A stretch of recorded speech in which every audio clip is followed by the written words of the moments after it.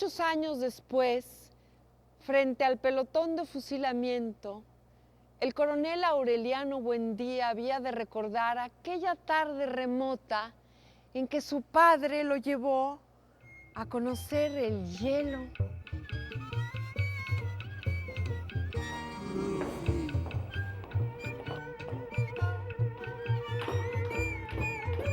Macondo era entonces una aldea de 20 casas de barro y caña brava construidas a la orilla de un río de aguas diáfanas que se precipitaban por un lecho de piedras pulidas, blancas y enormes como huevos prehistóricos. El mundo era tan reciente que muchas cosas carecían de nombre y para mencionarlas había que señalarlas con el dedo. ¿Qué haría García Márquez cuando estaba escribiendo esto? Entra a trabajar donde yo trabajaba en una agencia de publicidad y hacemos muy buena amistad porque los dos éramos redactores. En Walter Thompson de México, en los años 65, 66, 67, que es la época exactamente en cuando escribe Los 100 años de soledad. Y bueno, todo el mundo conoce la famosa anécdota de que iba con su familia hacia Acapulco y ahí a la altura de la Vaca Negra de Iguala se le ocurrió la novela y decidió dar media vuelta con toda su familia y los niños ya no fueron a la playa, etcétera. Y se sacaron las vacaciones y dice, voy a empezar a escribir la novela, ¿no? Yo desde hacía tiempo tenía la idea de que debía escribir una novela en la cual sucediera todo. Y sabía que en ese suceder todo tenía que estar toda esa memoria de las catacas, las fantasías, las supersticiones. Yo me acuerdo que cuando Gabo tenía ya en mente 100 años de soledad, me acuerdo que empezó a hacer una cosa que veíamos que era un poco rara. Vendió su automóvil, vendió el refrigerador, vendió todas las cosas de su casa, Mercedes, su mujer, sus hijos. Me dije, no voy a trabajar hasta que termine esta novela. No aceptó contratos de publicidad, era muy buen publicista, muy buen periodista. Hizo un ahorro lo más grande posible, algunos amigos le ayudaron económicamente y cumplió. Salíamos de una conferencia en Bellas Artes que había dado Carlos Fuentes. Y de la conferencia nos había dicho Álvaro Mutis, el íntimo amigo de Gabo, nos había dicho, nos vamos a casa con Carmen, Carmen su actual mujer era su novia, que nos va a hacer una paella valenciana, Carmen es valenciana. Y nos fuimos hacia casa de Carmen. Y en el camino, Gabriel, que conocía yo muy relativamente, lo había visto, esta sería tercera o cuarta vez, nos fue contando a todos 100 años de soledad, sin nombre de 100 años de soledad, es decir, algo que estaba escribiendo que no sabía el nombre que le pondría. Y fue hablando, más que contando, iba hablando, y pasaba esto, y entonces fulanita hacía lo otro, y menganita hacía lo otro, iba contando. Y yo, como comprenderás, con la boca abierta, mirándolo todo el tiempo. Todo el mundo maravillado. García Márquez dijo que se escribía para que lo quisieran, pero yo estoy convencido que antes de eso escribe para alegrarse a sí mismo. Un poco como a la manera de los pertenecientes a la tradición oral en México, como Juan de la Cabada o Heraclio Cepeda, sí se sabe que García Márquez gustaba mucho de ir puliendo sus narraciones, contándolas a los amigos. Me quedé mirando a Gabo y le dije, ¿qué más? No, padre, sigue contando, ¿y qué más? Y entonces, eso que había sido para todos, me lo estuvo contando a mí, digamos, porque era yo quien escuchaba, no por otro motivo. Por una razón que yo no alcanzo a explicar, es que me entiendo mejor con las mujeres que con los hombres. Y no sé, yo encuentro una comunicación bastante más fácil. Y creo que, porque creo que las conozco bastante. Y me lo siguió contando y contando y contando. Y dije, yo, eso es maravilloso. ¿Te gusta? Es una maravilla. ¿Te gusta? Pero de verdad levitaba. ¿Estás seguro que levitaba? Sí, maravillosa. Es que no tomaba té, tomaba chocolate a la española. Por eso levitaba. Y yo se lo creía que levitaba. Sigo segura de que levita, claro. El padre Nicanor reina, pensando que a ninguna tierra le hacía tanta falta la simiente de Dios, decidió quedarse una semana más aquí para cristianizar a circuncisos y gentiles legalizar concubinarios y sacramentar moribundos. Pero nadie le presta atención. Le contestaban que durante muchos años habían estado sin cura, arreglando los negocios del alma directamente con Dios. Al final, cuando los asistentes empezaron a desbandarse, levantó los brazos en señal de atención. Un momento, dijo. Ahora vamos a presenciar una prueba irrebatible del infinito poder de Dios. El muchacho que había ayudado a la misa le llevó una taza de chocolate espeso y humeante que él se tomó sin respirar. Luego se limpió los labios con un pañuelo que sacó de la manga, extendió los brazos y cerró los ojos. Entonces el padre Nicanor se elevó 12 centímetros a nivel del suelo.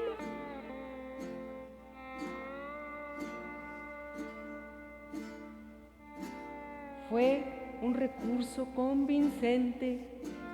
Anduvo varios días por entre las casas repitiendo la prueba. La levitación mediante el estímulo del chocolate. El chocolate. El padre Nicanor. García Márquez escribe 100 años de soledad en México y lo hace, entre otras cosas, porque aquí encuentra lo que podría llamarse un ecosistema amistoso, se le quiere, se le lee, se le admira, y de todo esto de una manera profusa. Y entonces el agua aquella se hizo hielo, María Luisa, date cuenta que se hizo hielo, bueno, me contó todo. Ya, acabó la cosa y dijo, ¿te gusta? Y dije, si escribes eso, has vuelto a escribir la Biblia, es que estás escribiendo la Biblia. Dice, ¿pero te gusta? Sí, me vuelve loca, es tuyo.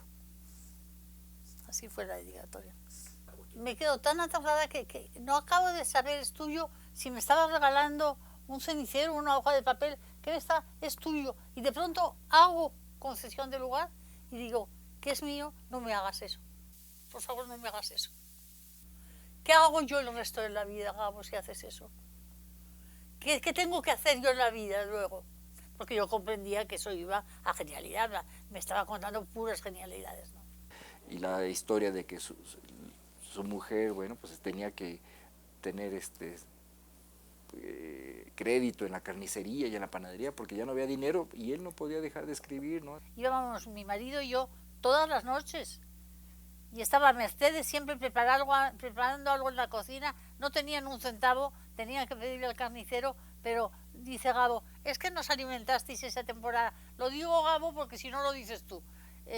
Entonces pasábamos por la salchichonería, comprábamos un trozo de queso y un trozo de jamón y nos íbamos a casa de los García Márquez. A ellos les salía mucho más caro porque tenía Gabo whisky. Me acuerdo que iba por casa los sábados y nos entregaba lo que había hecho en la semana para que le dijéramos cómo iba. Y nos llevaba lo nuevo y nos pedía la opinión sobre lo que había hecho. Yo no tenía realmente más que elogio. Yo era la novela más hermosa, más fácil de leer y que esperaba ansiosamente que fuera el siguiente sábado para ver las nuevas páginas de este libro, que yo más o menos a la mitad estaba seguro que iba a ser una gran novela. Posteriormente, que era una novela de las mejores del siglo XX. Y al terminar, que era la mejor novela del siglo XX escrita en español y que podía ser una de las grandes novelas a escala universal. Mercedes, dentro de la sala, hizo todo un parapeto, de madera, con una puerta que se abría y se cerraba, y ahí detrás una especie de cuartito donde Gabo escribió 100 años de soledad. Era su secretario, un sillón, otro sillón enfrente, una pintura cursi aquí, una foto cursilísima, como de los 20 aquí, y ahí escribía Gabo. Cuando termino, hay un periodo en que, bueno, ya esto lo considero yo terminado para mí, ahora vamos a ver cómo es para los demás. Entonces tengo una serie de amigos a los cuales les presto los originales. Y en ese momento es como en los juzgados, que dicen, diga ahora todo lo que tiene que decir o calle para siempre. En ese periodo que no tiene una medida exacta, yo oigo todo y lo oigo con una gran humildad y con una inmensa gratitud. El primero en leerla fue Carlos Fuentes.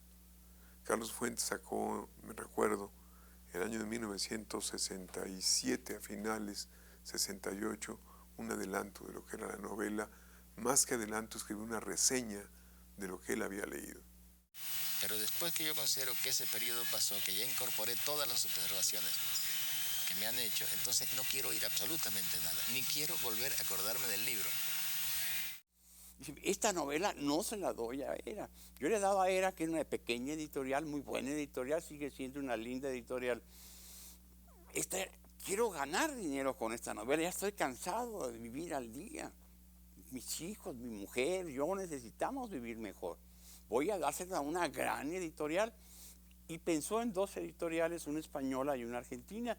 Mandó telegramas, salen amigos suyos, a España, Seix Barral, a Carlos Barral y a Paco Porrúa, a Buenos Aires, que diría Sudamericana.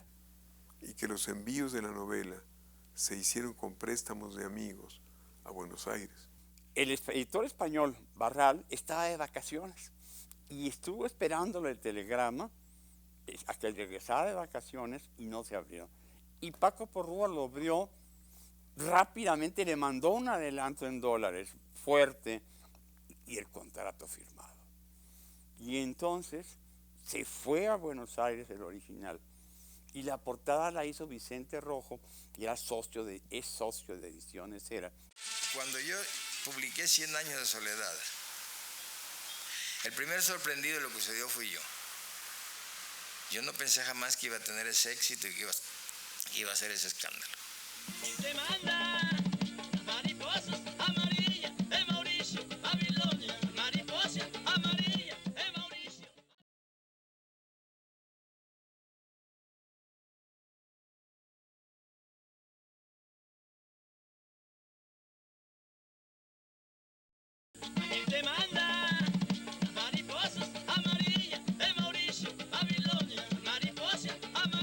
La escritura de ficción es un acto hipnótico. Uno trata de hipnotizar al lector para que no piense sino en el cuento que tú le estás contando. Y eso requiere una enorme cantidad de clavos y tornillos y bisagras para que no despierte. Eso es lo que llamamos la carpintería, es decir, es la técnica de contar, la técnica de escribir. La prosa de García Márquez es uno de esos hallazgos enormes para cualquier lector. Y una vez que uno entra en contacto con ella, no quiere en verdad abandonarla. El verdadero Macondo para mí es la prosa de Gabriel García Márquez. Macondo es un lugar mucho más real porque es escritura, porque es memoria, porque es infancia, es clímax. Macondo no es un lugar geográfico, Macondo es un estado de ánimo.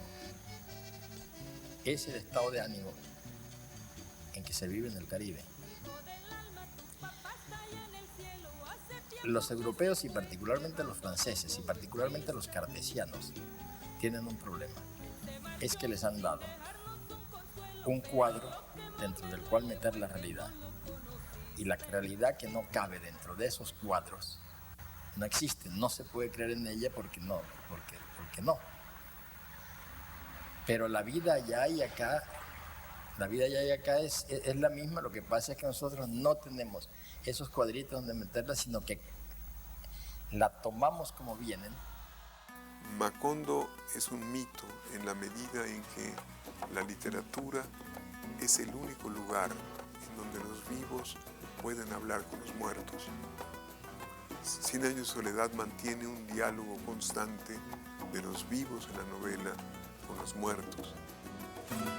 Los 100 años de Macondo sueñan en el aire. Y los años de Gabriel trompetas lo anuncian. Encadenado a Macondo sueña con José Arcadio, donde la vida pasa siendo remolino de recuerdos. La canción de Macondo es de un músico y cineasta peruano que se llama Daniel Camino Díez. Y esa canción yo la conocí porque la grabó un grupo colombiano hace muchos años. Y a mí me lo hizo llegar un amigo colombiano que se llama Iván Restrepo. Me la hizo llegar, me dijo, mira qué interesante, a ver ¿qué te parece? Y bueno, a mí me gustó mucho el número y como es evidente en la letra, es un homenaje al libro de Don Gabriel de 100 años de soledad. Y vuelvo a vivir en mi memoria quemada, son mariposas amarillas, Mauricio Babilonia. Mariposas amarillas que vuelan liberadas. Mariposas amarillas, Mauricio Babilonia. Mariposas amarillas que vuelan liberadas. Y bueno, tuve la suerte de darla a conocer y hasta la fecha no puedo dejar de cantarla. Me gusta mucho al público.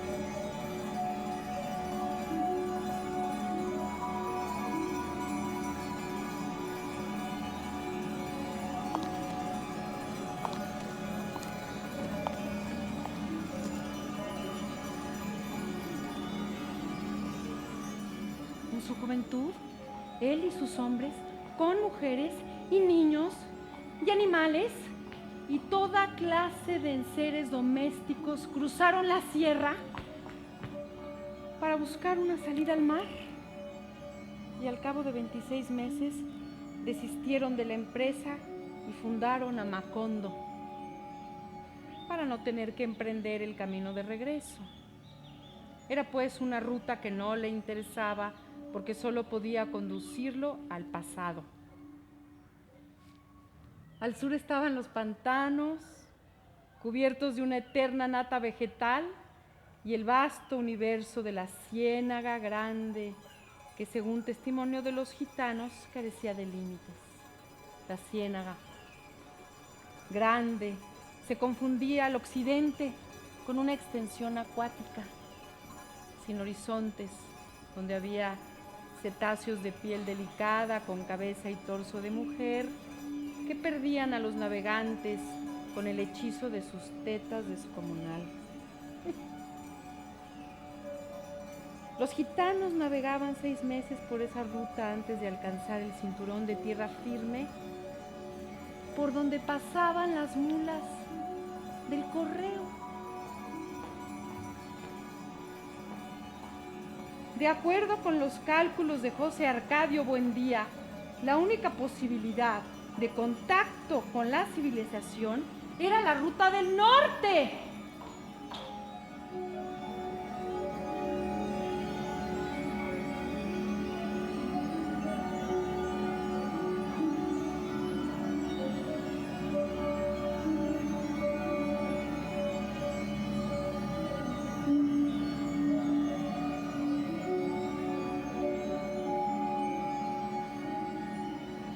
La novela moderna es una épica, pero sin dioses, ¿sí? Y esto es lo que tenemos con 100 años de soledad. Es una historia verdaderamente épica donde podemos ver desde el Génesis hasta el Apocalipsis, pasando por el Éxodo. Es nuestra verdadera Biblia, es nuestra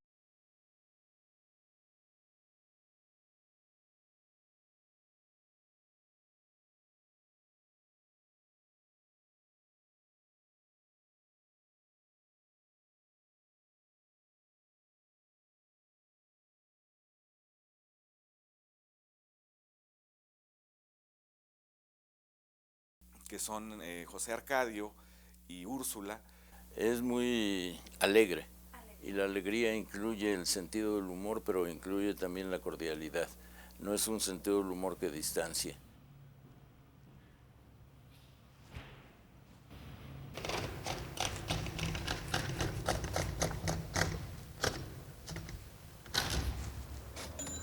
El coronel Aureliano Buendía promovió 32 levantamientos armados y los perdió todos. El coronel Aureliano Buendía promovió 32 levantamientos armados y los perdió todos. Tuvo 17 hijos varones de 17 mujeres distintas.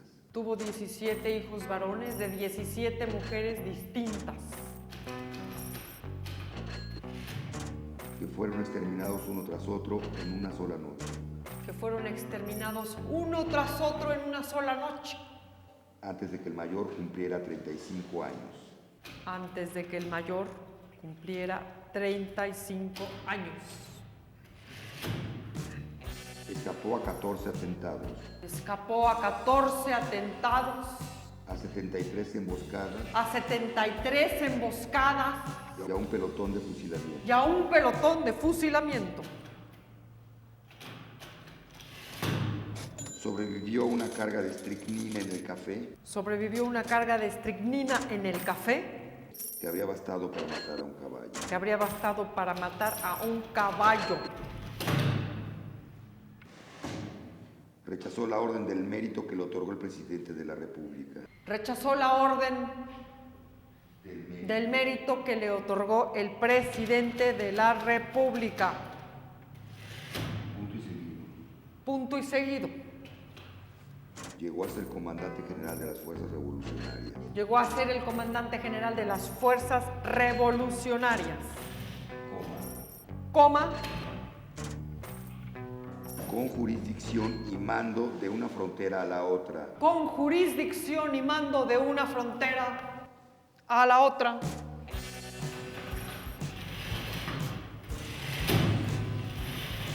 Y el hombre más temido por el gobierno.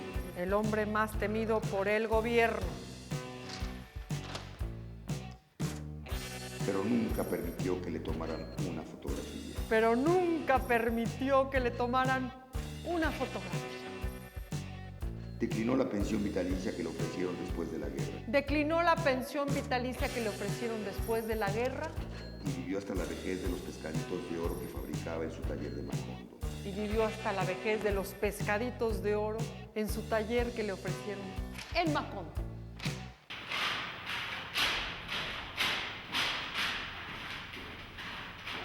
Cien años de soledad se convierte en una novela que recupera espontáneamente el entorno, que se convierte en una obra que se nos habla, una novela acústica.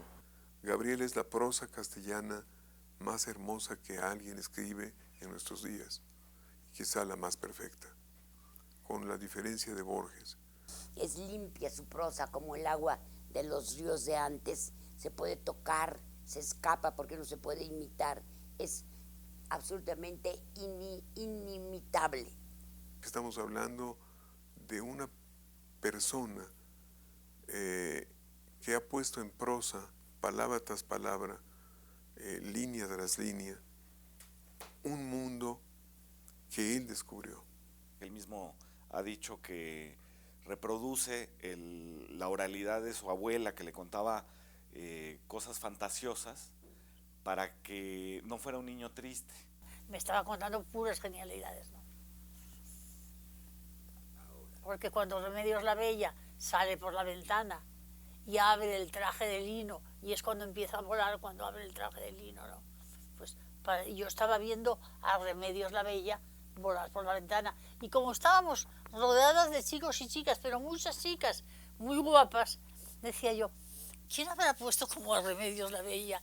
¿Quién será Remedios la Bella? Me acuerdo perfecto de la sorpresa que, por ejemplo, Remedios la Bella, que es uno de los personajes, es tan bella que es la única que puede pasear por el pueblo, por Macondo, desnuda, ¿no? Porque toda la vestimenta, los corsés las faldas le estorban a su belleza, y entonces la sorpresa de este personaje tan carnal, de pronto un día se queda dormida y asciende al cielo y nunca se vuelve a saber de ella. Lo que había ocurrido en realidad era que una muchacha en su pueblo, que correspondía perfectamente a la descripción que él hace de Remedios la Bella, se había fugado con el novio, y que la familia no quiso enfrentar esta deshonra y esta vergüenza, y entonces con la misma cara de palo dijo que se había ido al cielo en cuerpo y alma. Yo recuerdo que yo estaba en México escribiendo el episodio de Remedios la Bella. Yo durante casi 2 años salí muy pocas veces a la calle cuando estaba escribiendo 100 años de soledad.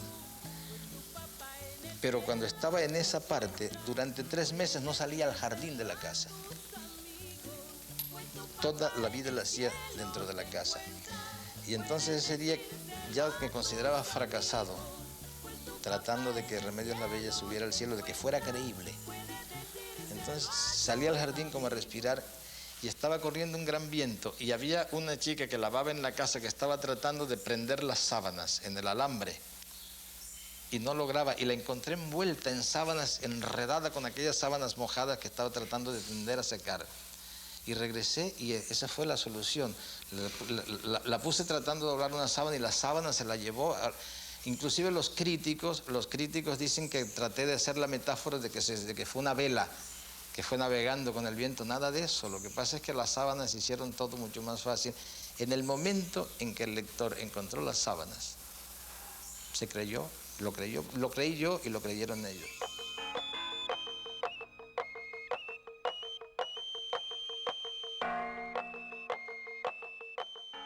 En realidad, Remedios la Bella no era un ser de este mundo. Hasta muy avanzada la pubertad, Santa Sofía de la Piedad tuvo que bañarla y ponerle la ropa, y aun cuando pudo valerse por sí misma, había que vigilarla para que no pintara animalitos en las paredes con una varita embadurnada de su propia caca.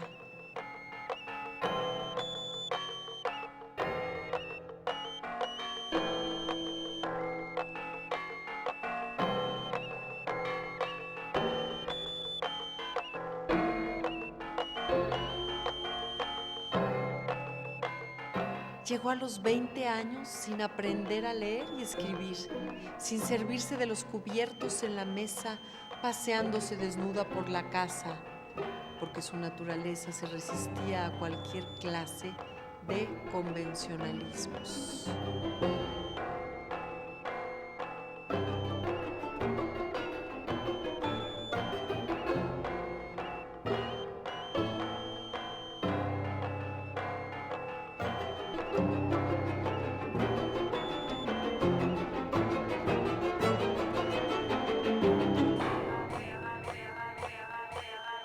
Cuando el joven comandante de la guardia le declaró su amor, lo rechazó sencillamente porque la asombró su frivolidad.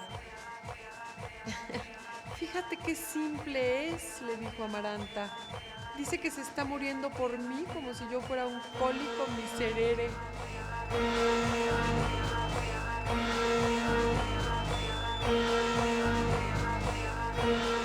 Cuando en efecto lo encontraron muerto junto a su ventana, Remedios la Bella confirmó su impresión inicial. Ya ven, comentó, era completamente simple.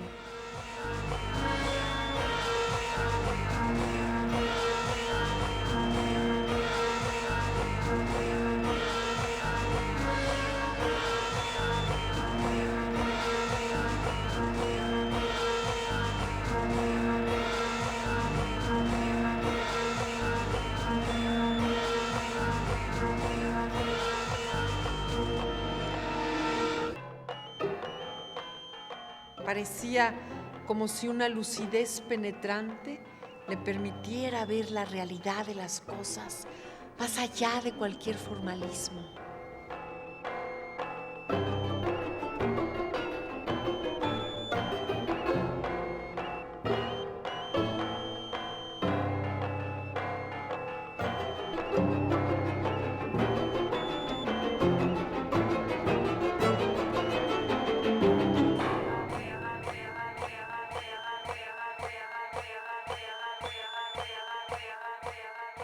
Te manda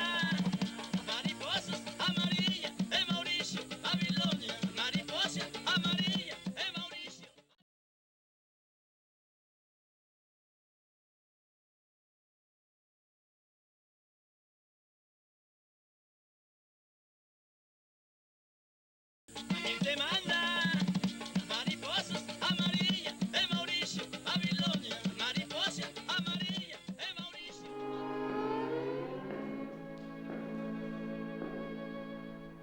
La casa se llenó de amor. Aureliano lo expresó en versos que no tenían principio ni fin. Los escribía en los ásperos pergaminos que le regalaba Melquíades, en las paredes del baño, en las paredes del baño.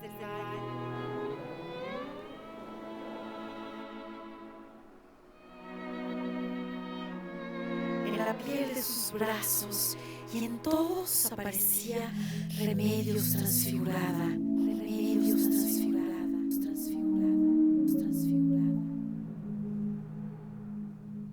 Remedios en el aire soporífero de las 2 de la tarde, Remedios en la callada respiración de las rosas, Remedios en la clepsidra secreta de las polillas, Remedios en el vapor del pan al amanecer, Remedios en todas partes. Y remedios para siempre, y remedios para siempre, y remedios para siempre. Remedios, remedios para siempre, remedios.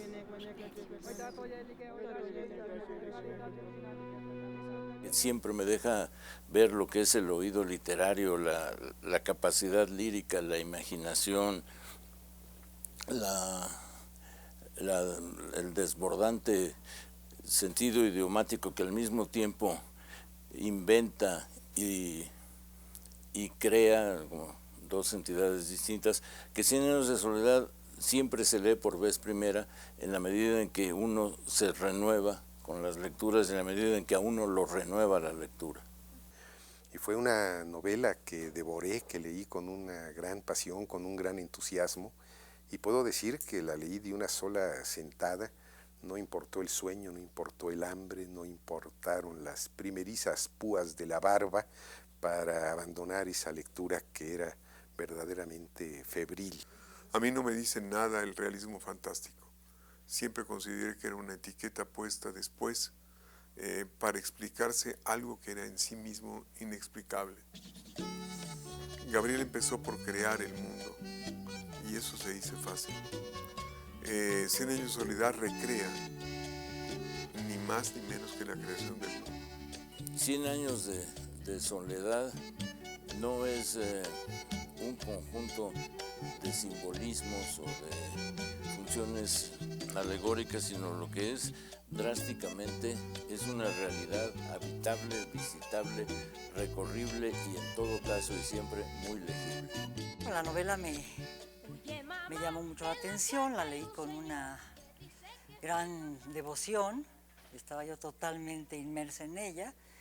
Estaba yo de vacaciones con mi hija mayor, tenía 6 años entonces, y la llevé a Tiquisquiapan, había una alberca en el hotel, y mi hija nadaba pues regularmente, no demasiado bien, y yo por estar leyendo a García Márquez casi se me ahoga mi hija, así que te diré que fue un libro bastante impactante. Me encerré en mi casa, me quedé en pijama, lo leí en la cama, la segunda vez. La segunda vez me acuerdo que me encerré de viernes a lunes. Yo siempre vuelvo a 100 años de soledad, no sé si es porque me parece el libro más excepcional de su autor o porque me parece el libro más excepcional para ese lector que soy yo. Él no va hacia los lectores vienen a él. Y muy pocos escritores en los últimos 2 siglos han logrado eso. El gran boom de la novela latinoamericana vino no cuando se tradujeron, sino cuando logramos conquistar nuestros propios lectores en nuestros propios países. El día que los latinoamericanos nos leyeron las traducciones, la universalización fue automática. Se volvió, digamos, un elemento necesario de nuestra formación cultural. Es decir, tenías que escuchar a los Beatles, tenías que leer 100 años de soledad, ¿no? Y tenías que participar en el movimiento estudiantil. Yo creo que los 47 millones de ejemplares que ha vendido 100 años de soledad dicen de una manera muy exacta y más de lo que yo quisiera decir, de qué forma el mundo sí fue creado por esa novela. Pues yo creo que ha sido su libro más emblemático. Ha escrito otros después, pero eso fue cuando él llegó un poco a su luna, aterrizó en la luna. Entonces no se puede aterrizar en la luna varias veces, pero yo creo que es su libro más emblemático, más representativo y que fue el que lo dio a conocer mundialmente. ¿Cuál es el éxito? ¿Qué quiere decir aquí la palabra éxito? El éxito no se entiende si usted lo juzga como o si entendemos por éxito el reconocimiento directo de un escritor al que se le hace justicia. No, es al revés. García Márquez, 100 años de soledad y todos los textos después descubren lectores. Eso es lo nuevo. Los lectores son descubiertos por los textos. Los lectores van hacia el libro. Sentada en el mecedor de mimbre con la labor interrumpida en el regazo, Amaranta contemplaba a Aureliano José con el mentón embadurnado de espuma, afilando la navaja barbera en la penca para afeitarse por primera vez. Se sangró las espinillas, se cortó el labio superior, tratando de modelarse un bigote de pelusas rubias, y después de todo quedó igual que antes, pero el laborioso proceso le dejó a Amaranta la impresión de que en aquel instante había empezado a envejecer. «Estás idéntico a Aureliano cuando tenía tu edad», dijo. «Ya eres un hombre». Lo era desde hacía muchos años, desde el día ya lejano en que Amaranta creyó que aún era un niño y siguió desnudándose en el baño delante de él, como lo había hecho siempre. Como se acostumbró a hacerlo desde que Pilar Ternera se lo entregó para que acabara de criarlo. La primera vez que él la vio, lo único que le llamó la atención fue la profunda depresión entre los senos. Era entonces tan inocente que preguntó qué le había pasado, y Amaranta fingió excavarse el pecho con la punta de los dedos y contestó: «Me sacaron tajadas y tajadas y tajadas». Tiempo después, cuando ella se restableció del suicidio de Pietro Crespi,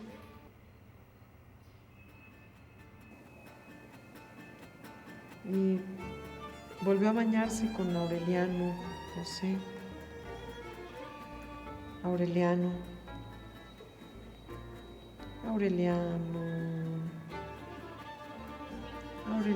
José.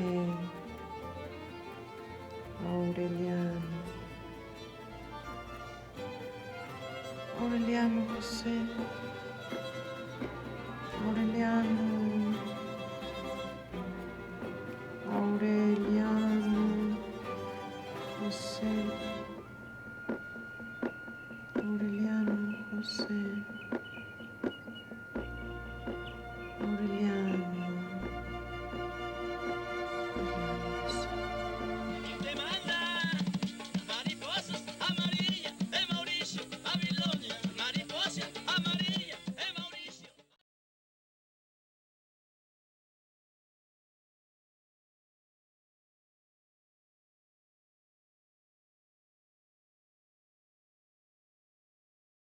Te manda mariposas amarillas, Mauricio, Babilonia, mariposas amarillas, Mauricio. Mis padres sabían, mi padre sobre todo, que era un hombre pues muy leído y muy consciente, digamos, de la literatura,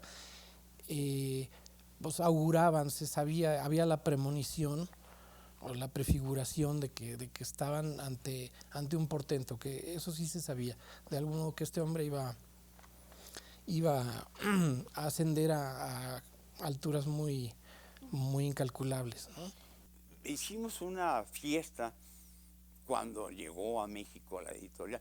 Mira, Gabo, lo que tú has hecho es tan grande, tan importante, que vas a dejar, eres tan sencillo, eres el amigo de todo, no te peleas con nadie. Ahora, sigue sin pelearse con nadie, quizá con Vargas Llosa ha sido su único pleito y no entremos en ese pleito. Dejémoslo, que otras personas lo comenten. Vas a cambiar mucho. Pusimos las gentes que estábamos ahí, nuestros nombres, y él puso que Gabo iba a seguir siendo igual, pasara lo que pasara con la novela, triunfara o fracasara. Pasó el tiempo, triunfó, y yo tenía también razón. Gabo cambió, y cambió absolutamente. Una vez me invitaron a Cuba, me invitó Mercedes.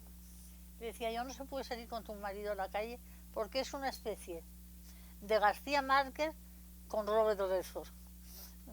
Las niñas lo persiguen, se le echan a darle de abrazos.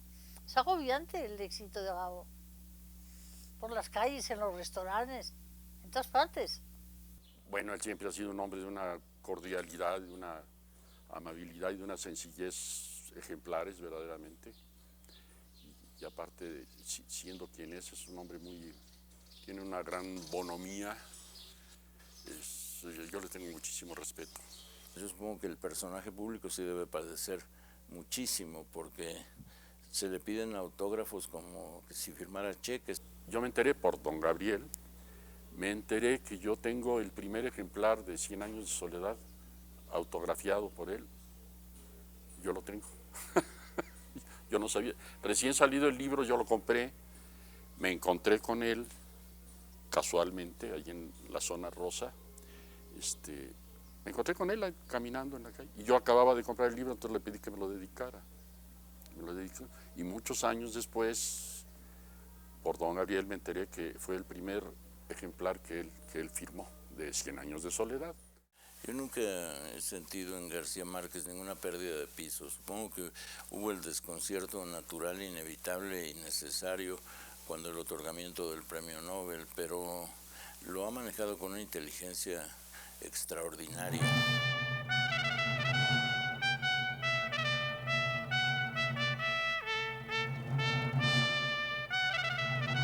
Él dice que sacó el premio Nobel para no hacer colas, porque cuando llega y se forma en la cola, le dice que pase. Pero el premio Nobel de Literatura que llegó muy temprano para su vida, en 1982, el premio Nobel de Literatura le dio una estatura que ya tenía antes. Sentí emoción porque llegué a su casa por la mañana para felicitarlo, pero no se podía uno comunicar por el teléfono y estaba el teléfono abierto, claro. Y dice Mercedes, aquí está la que le dedicaron 100 años de soledad, y se oía un ruido por el teléfono, estaban todos los países comunicados con la casa de los Gabo. Yo me acuerdo mucho cuando le dieron el premio Nobel, fui a su casa desde las 7 de la mañana y estaba la televisión inglesa haciéndole una entrevista. Estaba María Luisa Helio, estaba la Gaba, estaba Chaneca, estaban sus hijos y yo. Y entonces de pronto desaparecieron. Yo no sé cómo, de pronto era tan emocionante lo que estaba pasando.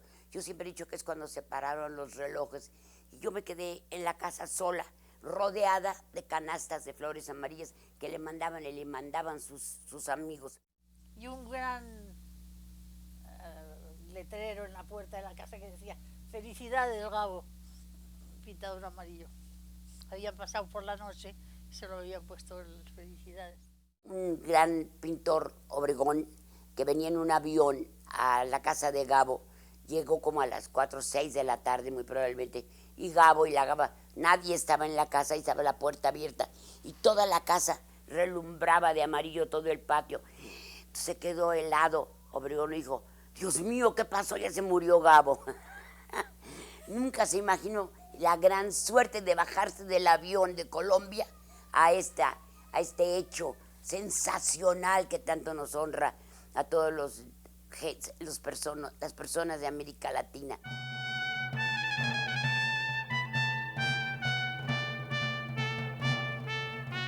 Fue fantástico.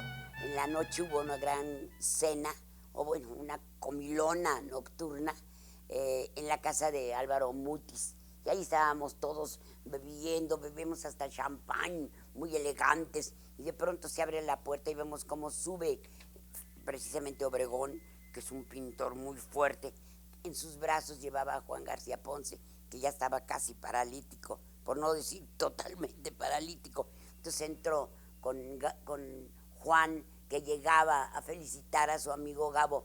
En medio de una alegría cantábamos, reíamos, dábamos vueltas alrededor de los demás. Fue muy hermoso. Nuestro amigo, nuestro hermano estaba siendo honrado, y él estaba honrando al premio Nobel.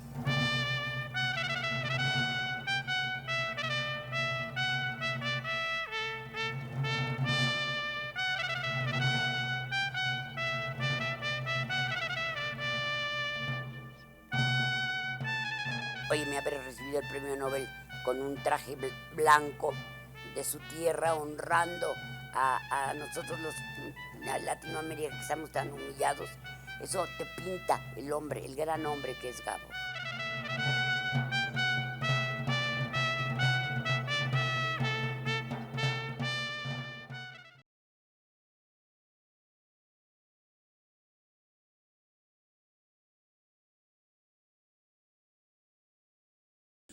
Te manda mariposas amarillas de Mauricio, Babilonia, mariposa amarilla.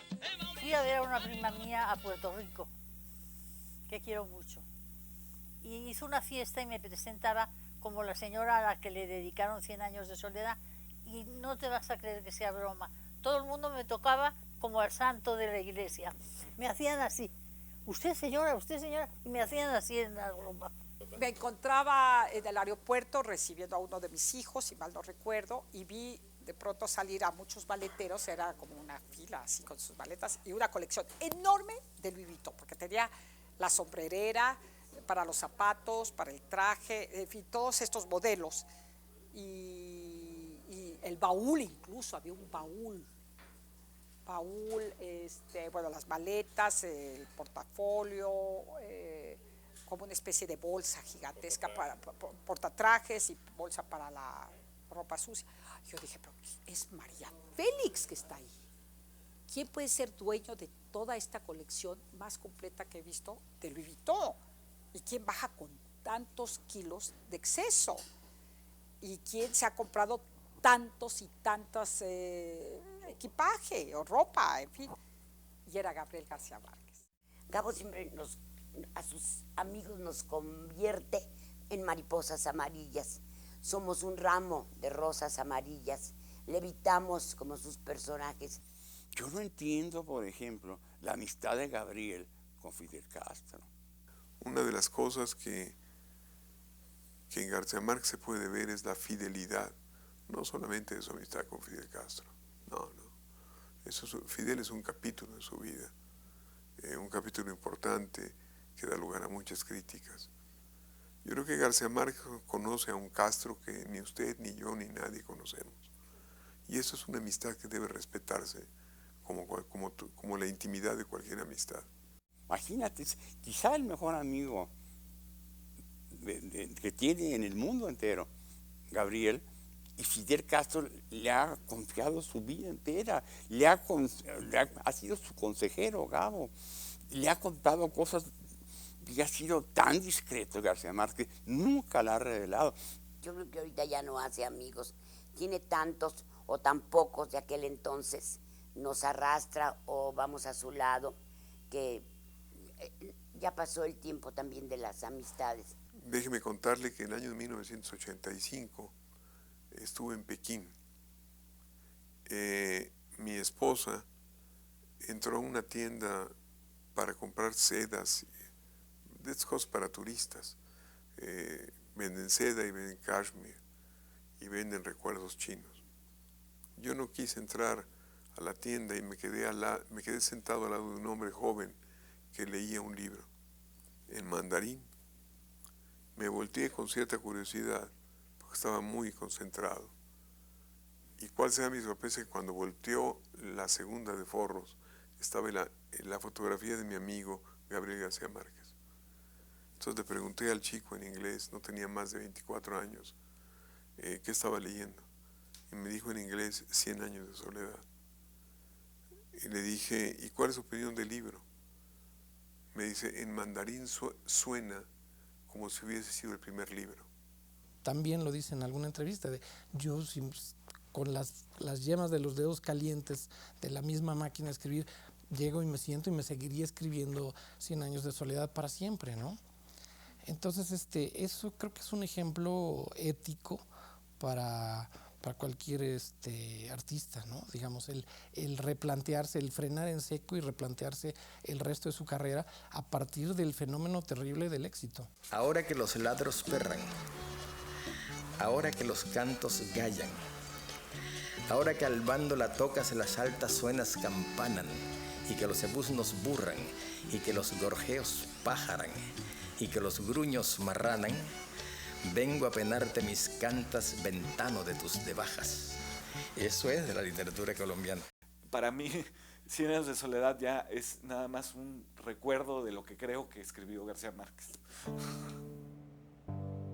Macondo era ya un pavoroso remolino de polvo y escombros, centrifugado por la cólera del huracán bíblico, cuando Aureliano saltó 11 páginas para no perder el tiempo en hechos demasiado conocidos y empezó a descifrar el instante que estaba viviendo, descifrándolo a medida que lo vivía, profetizándose a sí mismo en el acto de descifrar la última página de los pergaminos, como si se estuviera viendo en un espejo hablado.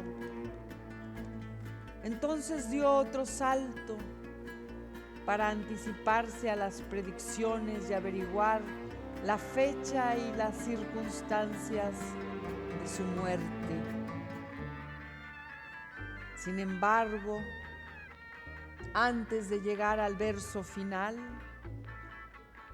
ya había comprendido que no saldría jamás de ese cuarto, pues estaba previsto que la ciudad de los espejos o los espejismos sería arrasada por el viento y desterrada de la memoria de los hombres en el instante en que Aureliano Babilonia acabara de descifrar los pergaminos y que todo lo escrito en ellos era irrepetible desde siempre y para siempre,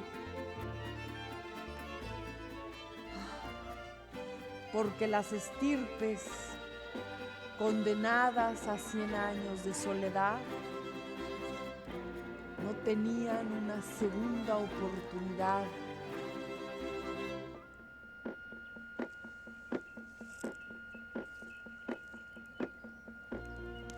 Sobre la tierra.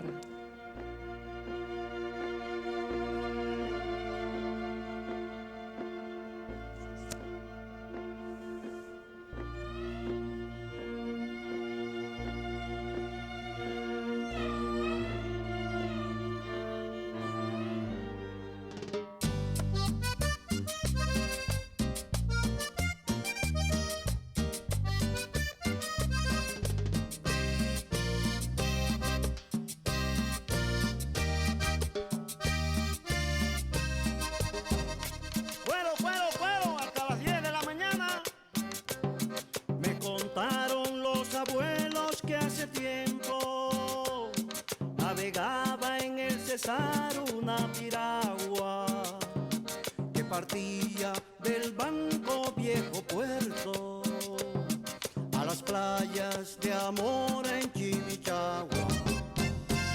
Zapoteando el vendaval se estremecía e impasible desafiaba la tormenta y un ejército de estrellas le seguía, tachonándola de luz y de leyenda. Era la piragua de Guillermo Cubillos. Era la piragua, era la piragua. Era la piragua de Guillermo Cubillos. Era la piragua, era la piragua. La piragua, la piragua, la piragua. Manuel Durán, gózalo.